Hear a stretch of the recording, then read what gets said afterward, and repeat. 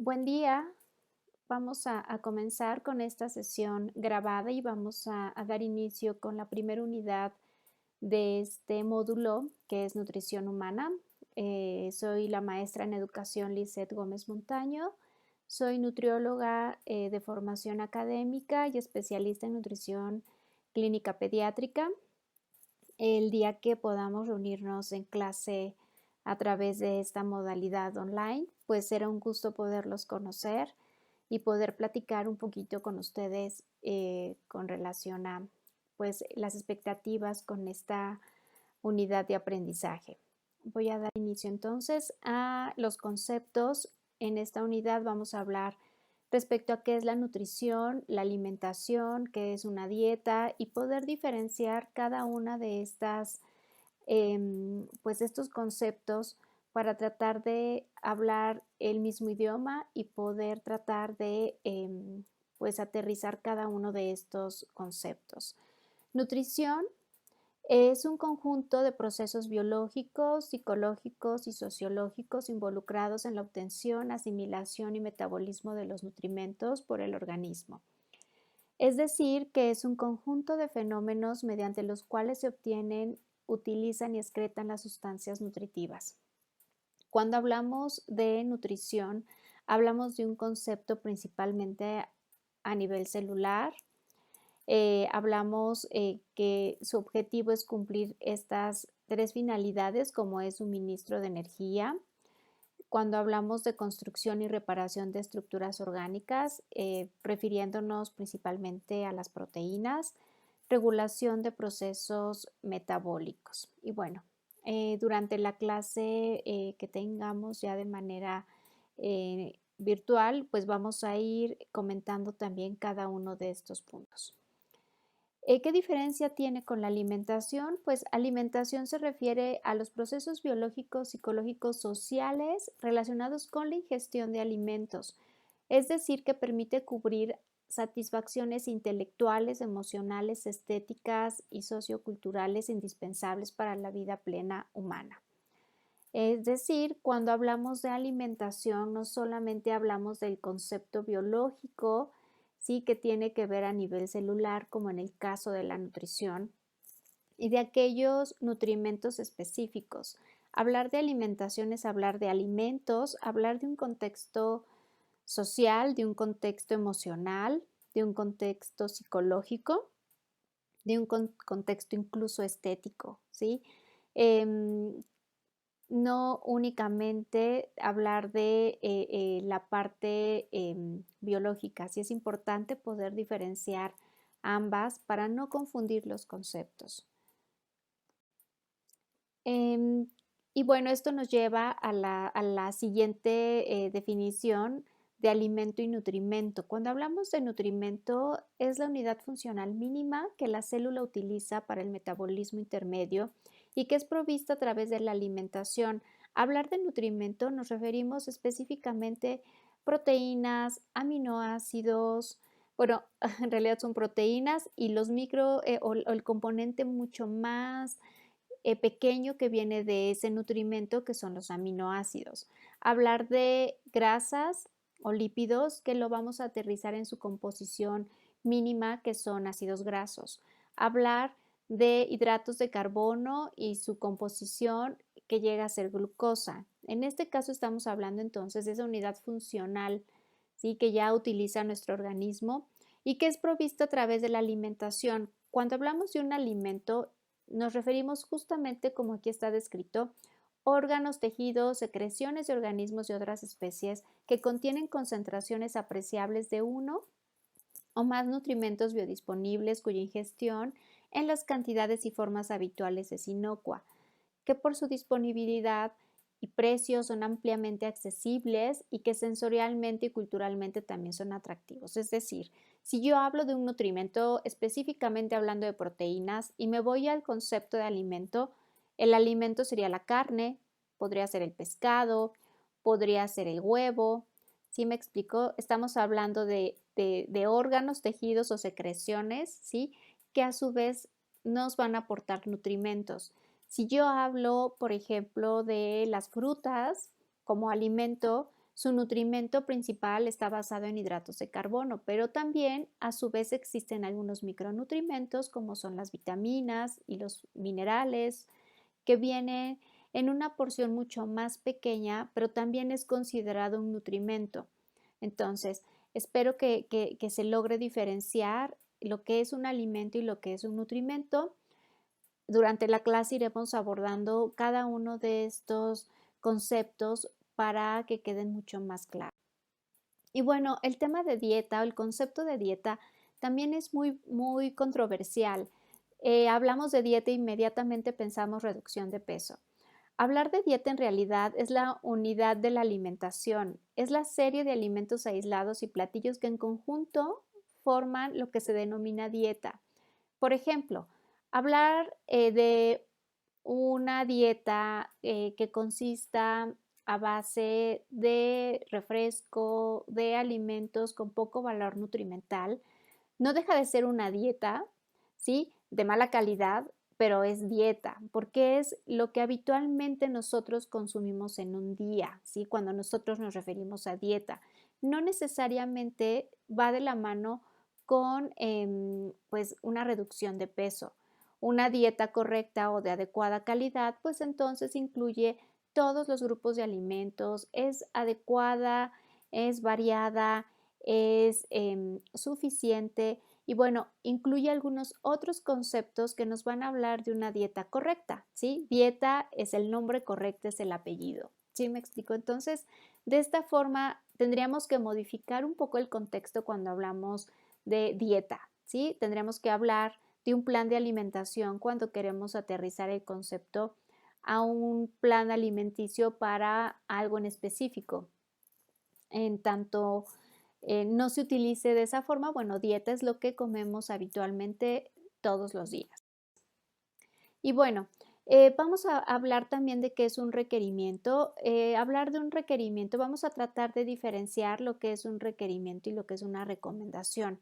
Requerimiento es la cantidad más pequeña de un nutrimento que un individuo dado en un momento y circunstancia específica necesita para ingerir diariamente en forma habitual y con su dieta acostumbrada, para alcanzar un estado de nutrición previamente definido. Los requerimientos nutricionales van a depender de algunos factores que pueden ser genéticos, metabólicos, va a depender de la edad, del sexo o género y en algunos casos de patologías que estén presentes. Cuando hablamos de requerimiento, como ya lo decía el concepto, pues hablamos de la parte o de la porción mínima de cada nutrimento o micronutrimento que cada persona requiere para poderse mantener en las condiciones óptimas. Por ejemplo, si hablo de condiciones especiales y hablo de edad, no es lo mismo el requerimiento de un niño que está en el primer año de vida y que sabemos que tiene un crecimiento acelerado y por tanto su demanda energética es mayor, a un adulto mayor que muy probablemente va a gastar menos energía porque quizá es menos activo o porque tal vez está cruzando con alguna enfermedad y a su vez demanda mayor cantidad de energía para poder satisfacer esas necesidades, ¿sí? No es lo mismo hablar, por ejemplo, de un deportista de alto rendimiento o de una mujer lactante, ¿sí? Cada uno de los individuos necesita un requerimiento específico y es justo cuando hablamos de individualizar a cada uno de ellos. Y bueno, ¿cuál es el objetivo? Pues prevenir malnutrición y evitar deficiencias nutrimentales. Pues todas las funciones biológicas requieren energía. Aquí les estoy marcando cuántas son las kilocalorías por gramo de nutrimento que nos aportan. Proteínas nos aportan 4 kilocalorías por gramo, hidratos de carbono 4 kilocalorías por gramo y lípidos 9 kilocalorías por gramo. También hablar de qué es una kilocaloría, pues se define como la cantidad de calor necesaria para aumentar 1 grado centígrado la temperatura de 1 kilogramo de agua. Aquí viene que es un kilojoule. Un kilojoule corresponde a 4.2 kilocalorías. Y bueno, se menciona como tal porque más adelante en la unidad 3 que hablemos sobre cómo calcular requerimientos energéticos, cómo calcular un plan nutricional, pues necesitamos saber cuánto nos aporta cada uno de estos macronutrientes y a su vez hablar de kilocalorías, pues saber a qué se refiere y en cuanto a kilojoules es importante tener ese dato de cuánto nos aporta o a cuánto equivale, derivado de que si ustedes observan los etiquetados de los alimentos industrializados, sea cereal, pan, prácticamente todo lo que llegamos a comer, incluye un etiquetado de información nutrimental y algunas veces, dependiendo algunos productos, si no son de México, pues marcan kilojoules y no siempre viene en forma de kilocalorías, entonces, bueno, es importante tenerlo presente. ¿Qué es una IDR o la ingesta diaria recomendada? Que también lo vamos a ver incluso en justo estos etiquetados. Pues es el promedio de los requerimientos de un conjunto de individuos clasificados como aparentemente sanos, al que se le agregan dos desviaciones típicas con el objetivo de cubrir las necesidades del 97.5% de los individuos de una población. El día de clase les voy a mostrar una gráfica justamente para poder identificar dónde es la media de individuos y por qué se dice que se agrega dos desviaciones estándar para poder llegar al 97.5% de las necesidades de los individuos de una población determinada. De esa forma va a quedar un poquito más claro este concepto. Requerimiento promedio, pues es aquel consumo que permite cubrir el requerimiento de la mitad de los individuos sanos de un determinado grupo de edad y sexo también. Justamente en esta gráfica va a quedar mucho más clara, mucho más claros estos dos conceptos. ¿Qué es un límite superior de consumo recomendable? Es la cantidad más elevada que se puede consumir diariamente de un determinado nutrimento sin riesgo de presentar efectos adversos. Por ejemplo, hablamos del calcio, ¿no? Por dar un ejemplo. Sabemos, no sé, que en un promedio el requerimiento de calcio puede ir de 800 a 1200 miligramos de calcio por día, en un promedio.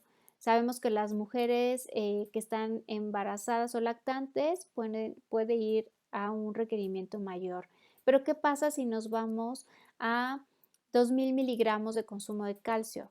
No tenemos, si ya tenemos nosotros el límite superior de consumo recomendable y nosotros vamos más allá, sí podríamos llegar a condicionar un riesgo en el consumo o un efecto adverso en el consumo de ese nutrimento en particular. Entonces, sí es importante conocer y ubicar cuáles son estos límites superiores de consumo recomendable.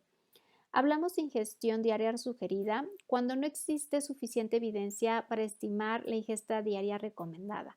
¿Sí? Es decir, cuando no se cuenta con esta evidencia para determinar riesgos o determinar deficiencias en específico de cuál es la recomendación de un nutrimento en particular. Es cuando vamos a ver justamente la IDS, que es la ingesta diaria sugerida.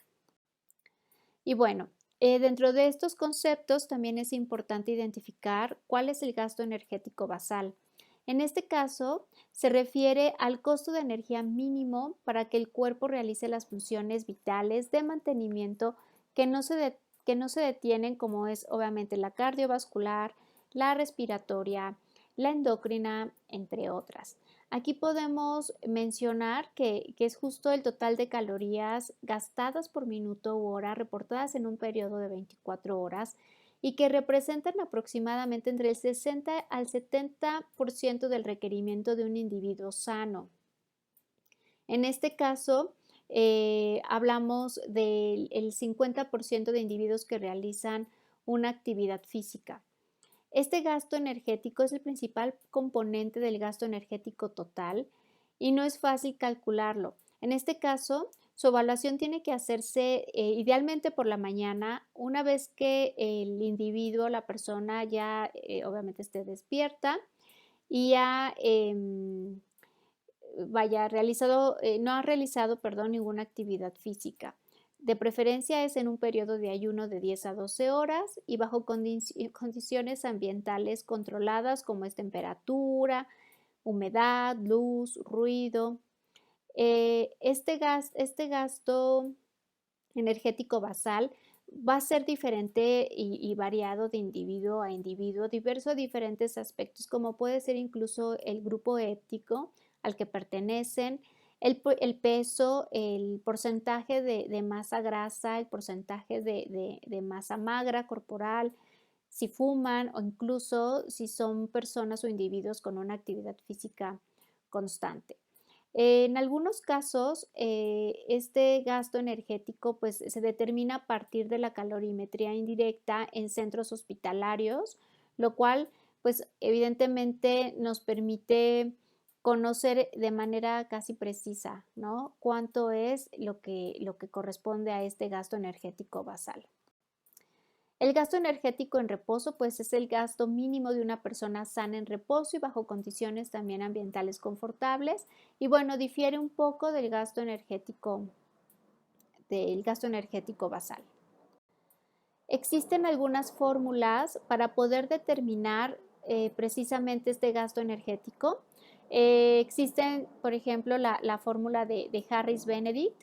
Esta fórmula ha sido un tanto controversial porque se cree que sobreestima de un 10 a un 15% del valor real. Sin embargo, bueno, pues es una de las más utilizadas. Existen algunas otras, como vemos la fórmula de Ohms, Valencia, estimación rápida, MIFIN, cada uno de estos con algunos datos como peso, edad, estatura, para poder lograr conocer una estimación, es una estimación predictiva, ¿sí? Para poder conocer el gasto energético en reposo.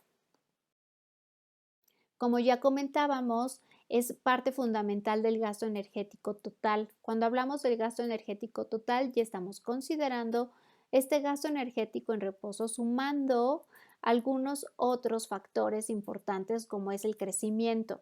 El crecimiento pues se contempla en la edad pediátrica, en el caso de lactantes y adolescentes se contempla un 100% adicional, en el caso de preescolares y escolares un 50%. En el caso de si realiza o no actividad física, pues podemos ir de un 20 a un 35%. El caso de la termogénesis, que puede ir de un 10 a un 12%. En este caso en particular, por lo regular se mantiene en un 10%. Y esto corresponde a esa termogénesis o efecto termogénico de los alimentos, que es lo mismo. Se refiere a esa cantidad de energía que nuestro cuerpo necesita para todos los procesos de digestión, de metabolismo, de lo que nosotros ingerimos. Por tanto, siempre es importante contemplar este efecto termogénico de los alimentos. En algunos casos, en aquellos pacientes que estén alimentados por nutrición endovenosa, muchas veces no se contempla este factor derivado de que pasamos por alto la parte de la masticación, la digestión, la absorción y básicamente lo que se está utilizando, empleando como energía es en la parte de metabolismo. Por tanto, quizás sí tendríamos que considerar un porcentaje que sería un porcentaje menor. Sin embargo, en todos aquellos pacientes en los que estemos considerando el uso de la vía enteral, es decir, ya sea por sonda o ya sea por boca, sí tendríamos que contemplar esta termogénesis. Tendríamos que considerar también en algunos aspectos el factor de estrés. El factor de estrés es aquella cantidad que tendríamos que considerar adicional que nos está generando alguna patología, como puede ser una hepatopatía, como puede ser VIH, como puede ser sepsis, como puede ser incluso la presencia de fiebre. Se dice que por cada grado centígrado arriba de la temperatura corporal normal, estaríamos agregando 12% de este factor y podríamos considerar fiebre a partir de 38 grados centígrados. Y bueno, sumando todo esto nos va a dar como resultado el gasto energético total. Bien, pasando al siguiente, la siguiente parte de esta unidad 1, vamos a hablar sobre algunas encuestas nacionales relacionadas con el estado de nutrición en México. Como parte de los antecedentes, mencionarles que en 1988 se llevó a cabo la primera encuesta. Tuvo como objetivo cuantificar las prevalencias de desnutrición, deficiencias de micronutrientes y de mala nutrición por exceso. así como sus determinantes en los diversos grupos de edad y para localidades urbanas y rurales. Voy a hablar un poco más de estos antecedentes y de qué manera han ido trascendiendo hasta llegar a lo que fue la Encuesta Nacional de Nutrición 2018. En este caso, la ENSANUD justamente surge como un proyecto del Instituto Nacional de Salud Pública y la Secretaría de Salud Federal, y precisamente el objetivo es conocer el estado de salud y las condiciones de grupos que conforman pues la población mexicana. Como ya había mencionado, desde 1986 pues se crean justamente estas primeras encuestas que fueron incorporando poco a poco algunos otros aspectos para poder conocer de manera más amplia cuál es el estado de salud y de nutrición de la población mexicana. En este caso, para lo que fue ya el 2018, pues se incorporaron algunas otras, en este caso se incorporó el Instituto Nacional de Estadística y Geografía, que es el INEGI, y sumado con el trabajo de la Secretaría de Salud y el Instituto Nacional de Salud Pública, pues se hizo un trabajo mucho más completo que nos habla de algunos aspectos trascendentales de la salud y del estado nutricional de la población mexicana. En este caso, evidentemente, por tratarse de la unidad de nutrición o de la unidad de aprendizaje de nutrición, pues me voy a enfocar principalmente a hablar de estos temas en relación a la nutrición. ¿Cuál es el objetivo general de los objetivos generales de ENSANUD 2018? Pues es conocer las condiciones de salud y nutrición, conocer prevalencias y distribución de enfermedades agudas y crónico-degenerativas sobre la población con anemia o deficiencias de ciertos micronutrimentos, conocer sobre la población con problemas de desnutrición y obesidad. Sabemos que México, pues, dadas sus condiciones sociales, tenemos los dos polos. Por una parte, tenemos pacientes o niños o gente que cursa con desnutrición. Y por otro lado, y desafortunadamente lo que más ha predominado, que es justamente el sobrepeso y la obesidad. Por tanto, conocer estadísticamente cómo está nuestro país y cómo ha ido evolucionando de acuerdo a las políticas de salud que se han establecido y ver obviamente si funcionan, buscar áreas de mejora para poder trabajar en este contexto de manera mucho más profunda. Nos permite conocer también información sobre el desarrollo infantil temprano y las prácticas de alimentación infantil, porque justamente es de aquí donde parte todo, ¿no? Conocer cuáles son esos hábitos, cómo son pues esas estrategias que en casa se implementan como parte de la alimentación de nuestros niños.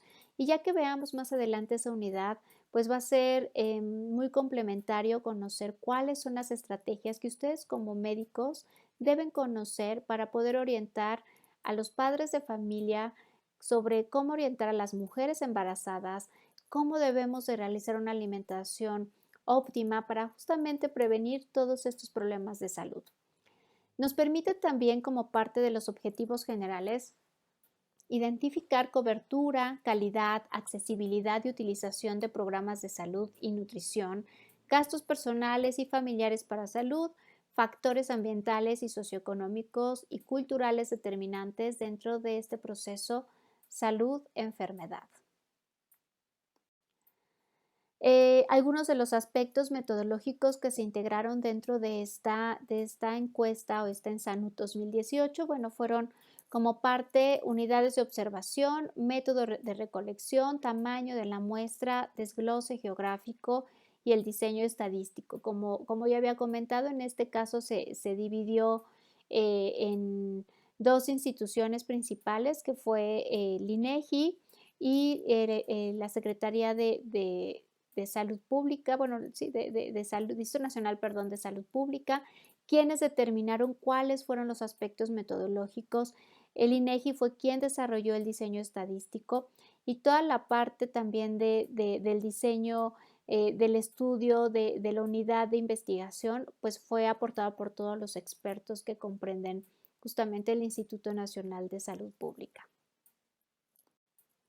Algunos de los temas, como ya habíamos comentado, que se incluyeron en esta ENSANUD 2018, pues es el consumo de alimentos, derecho a biencia, vacunación a menores de 5 años, actividad física, sobrepeso, obesidad, salud reproductiva, prácticas de alimentación infantil. Aquí el tema de lactancia ya lo veremos más adelante. Es muy interesante cómo se ha dado un cambio y cómo afortunadamente se empieza a restaurar este tema de la lactancia en las familias mexicanas.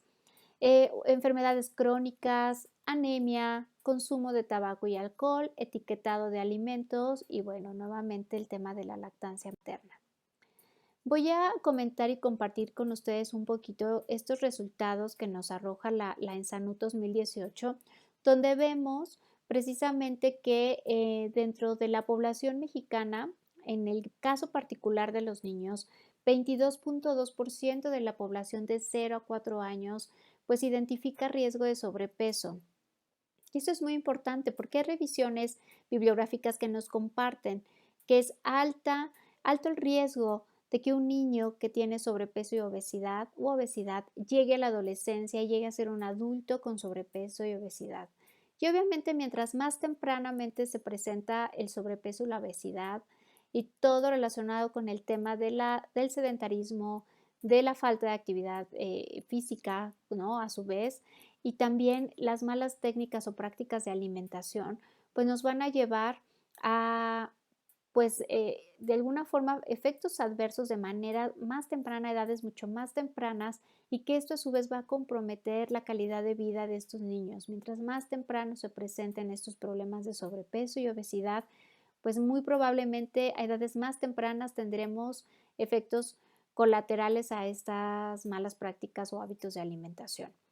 Podemos observar, por ejemplo, cómo la diferencia del 2012 al 2018 en niños de 5 a 11 años en el tema de sobrepeso y obesidad incrementa de un 34.4% a un 35.6% en ambos sexos. Hablamos aquí de niños y niñas.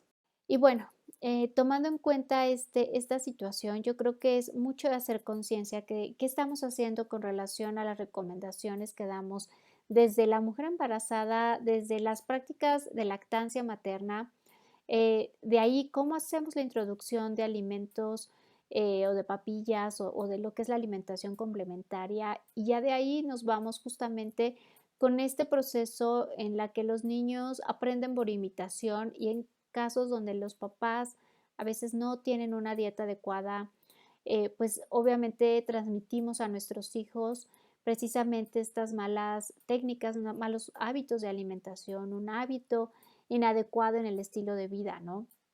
Entonces es importante en verdad tomar conciencia de qué estamos haciendo al respecto. Ustedes saben, seguramente ya lo escucharon, que para este ciclo escolar en las escuelas de educación básica se está haciendo introducción de un taller de vida saludable donde se pretende trabajar el tema de la alimentación, el tema de la actividad física, hábitos de sueño, manejo de estrés, manejo de emociones. Algo que yo creo que es fundamental, creo que es un aspecto importante que comentar, porque el personal de salud, sin duda, todos los que estamos involucrados en esta área, pues tendremos que tomar las riendas de lo que estamos haciendo con quienes nos confían su salud. Entonces, vamos a ir trabajando más adelante, desglosando cada uno de estos aspectos por etapas de la vida para poder llegar a pues saber como médicos ustedes qué tipo de orientación y de apoyo tienen que darles a los pacientes que atiendan. Y bueno, pasando a otro de los temas de esta unidad uno, pues nos hablan de los factores que determinan el estado nutricional. Creo muy importante ir aterrizando de manera general cada uno de estos, porque es una interacción finalmente de diversos factores, ¿no? Hablamos, por ejemplo, del estilo de vida, ¿no? Hablamos aquí, pues involucra el sedentarismo o bien la actividad física activa, ¿no? Deportistas, hablamos de cualquiera de estos aspectos que se involucren, como es el sueño, ¿sí? Todo lo que tiene que ver con el estilo de vida, si fuman, si hay ingesta de alcohol, cualquiera de estos aspectos entran dentro del estilo de vida y que va a impactar en el estado nutricional. Tenemos factores genéticos, tenemos factores psicológicos, metabólicos, sociales, Dentro de los sociales, pues también tenemos que incluir algunos factores económicos, donde de acuerdo al nivel adquisitivo de la familia, pues también se va a tener esta disponibilidad de alimentos y esta disponibilidad de alimentos a su vez tiene que ver con la producción, el procesamiento, la adquisición de los mismos. Hablamos también de algunos factores educativos, donde pues el nivel educativo de los padres también determinan cómo va a ser la alimentación de esa familia. Hablamos incluso de algunos aspectos geográficos donde pues no es lo mismo lo que come, por ejemplo, el norte del país con el sur del país o con la parte centro del país. Entonces, eso también determina el tipo de alimentación y a su vez el estado nutricional de los individuos. Hablamos, por ejemplo, en los aspectos metabólicos, donde también algunas patologías o enfermedades pues van a llevar a pues presentar diversos trastornos dentro de este estado nutricional. Por ejemplo, cuando hablamos de la obesidad, pues hablamos justamente de también factores que tienen que ver con la presencia de esta obesidad, ¿no? Ya comentábamos algunos de estos. Y bueno, algunos aspectos endógenos que tienen que ver con alteraciones endocrinas o alteraciones metabólicas. En este caso en particular, ustedes pueden darse cuenta que la mayor parte de esta afectación se da a nivel de la obesidad exógena, es decir, los malos hábitos, ya sea de alimentación o del estilo de vida, pues es el principal riesgo de poder presentar esta obesidad exógena. Sin embargo, no hay que dejar de lado que también algo que nos puede afectar de manera pues endógena es justamente las alteraciones metabólicas derivadas de alguna patología. Entonces, es así justo como quiero que entiendan el contexto para poder entender que es un conjunto de diversos factores aquellos que nos van a determinar el estado nutricional de. Aquí vemos otro ejemplo donde vemos que justamente hablando del sobrepeso o la obesidad, hay factores ambientales determinantes, como vemos aquí justamente el sedentarismo, como vemos precisamente el acceso fácil a alimentos de alto aporte calórico, de bajo valor nutrimental, pero que están en acceso para todos, ¿no? Y que además a un precio accesible para algunos de lo que ofertan, ¿no? Si por 10 pesos más te pueden dar el doble de la porción. Y obviamente, ¿por qué no, verdad? Decimos, bueno, poniendo a lo mejor el costo en comparación con el producto, dices, por 10 pesos voy a comer más, ¿por qué no? Sin embargo, todo esto son factores ambientales que van a repercutir en el estado nutricional. Y bien, cambiando de tema, dentro de esta unidad 1 vamos a hablar de algo que es la nutrición basada en evidencia. ¿Y qué es la nutrición basada en evidencia? Pues es el uso de evidencias científicas revisadas de manera sistemática para adoptar decisiones prácticas sobre la alimentación y nutrición, interrogando la mejor evidencia disponible con la experiencia clínica, con los factores, con los valores, perdón, del cliente para determinar los mejores resultados. Ustedes seguramente ya están familiarizados con el término de medicina basada en evidencia y bueno, en este caso hablamos de lo que es nutrición basada en evidencia, que tiene los sustentos similares o que surgen de la base de la medicina basada en evidencia, donde pues sabemos que se corren tres vertientes fundamentales, ¿no? Donde se requiere de pruebas científicas, se requiere también de experiencia clínica y de las necesidades y valores de los pacientes. Vamos a ver que esta nutrición basada en evidencia, pues dice que tiene la aplicación de criterios y estrategias basadas principalmente en dos aspectos. Uno, lo que es la nutrición comunitaria y lo que es la nutrición clínica. A su vez, la nutrición clínica tiene sus vertientes, que es el soporte vital y el tratamiento farmacológico. Em, y bueno, el término evidencia se dice que es confuso y que incluso se puede considerar indebido, debido de que a cualquier cosa se le puede llamar evidencia, ¿no? En este caso, la nutrición basada en evidencia, pues pretende analizar y evaluar la eficacia y seguridad de productos nutricionales, dietas.